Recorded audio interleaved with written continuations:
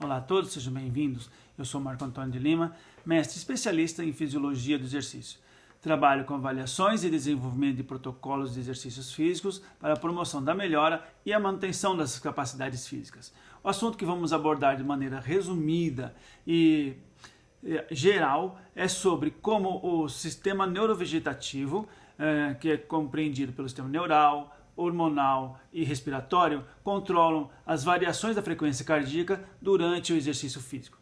Tendo isso em mente, podemos falar que a frequência cardíaca é definida pelo número de batimentos que o coração dá por minuto e é controlado por três fatores durante o exercício físico, que é o sistema nervoso central, que age por um ramo do sistema nervoso simpático, do sistema barorreflexo, que ajusta minimamente as variações da pressão arterial, os ergorreceptores mecânicos e metabólicos dos músculos ativos, que funcionam como sistema de retroalimentação, que é o feedback para o sistema nervoso, o sistema neurovegetativo, e esses vão ajustando minimamente as variações da frequência cardíaca durante o exercício físico.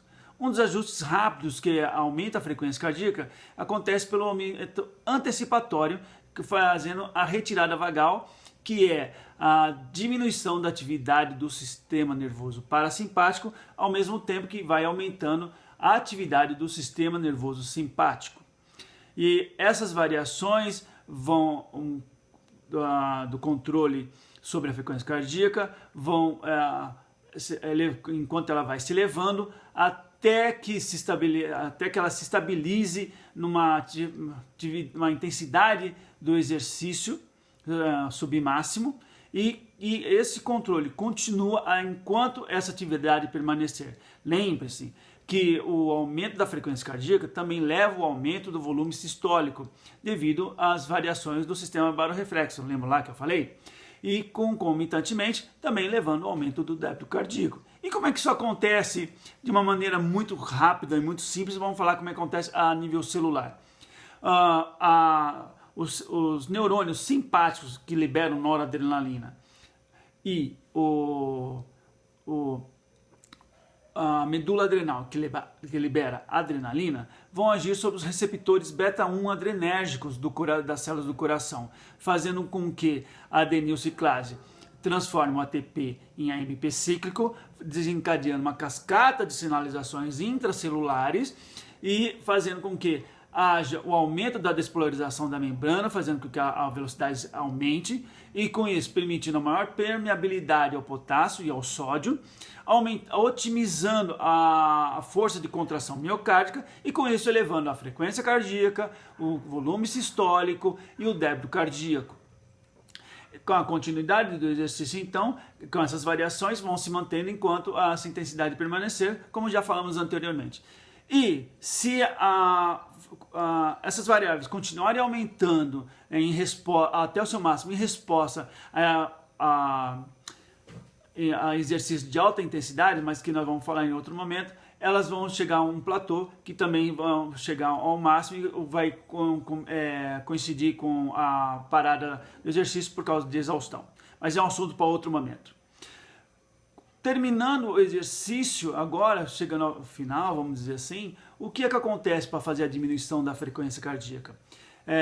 De uma maneira muito rápida, novamente, vamos dizer assim, esse sistema de controle faz com que agora a acetilcolina, liberada dos terminais nervosos dos neurônios parasimpáticos, vão se ligar aos receptores muscarínicos lá dos nossos sinusal e atrioventricular, fazendo agora a diminuição da velocidade de despolarização da membrana, ou seja, vai hiperpolarizar a membrana, diminuir a força de contração, aumentar a permeabilidade ao potássio e agora inibir a entrada de sódio, ou seja, vai ter inibição dela. Por isso que agora a frequência cardíaca diminui, o volume sistólico como o débito cardíaco. Chegando ao final agora do exercício físico, o que acontece? Que tem a parada do exercício, a respiração cai bruscamente, abruptamente, devido à diminuição da modulação do centro respiratório bulbar, como também tanto do sistema nervoso central e dos ergoreceptores lá dos músculos ativos.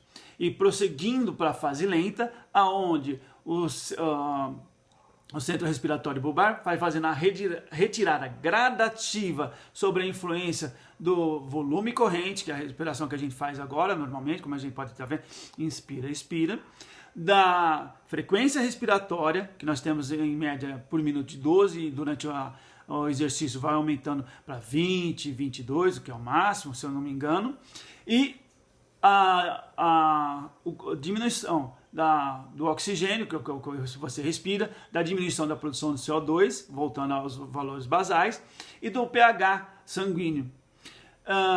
Isso fazendo uma relação, um controle muito mínimo, muito complexo, que eu estou falando de uma maneira muito simples aqui agora.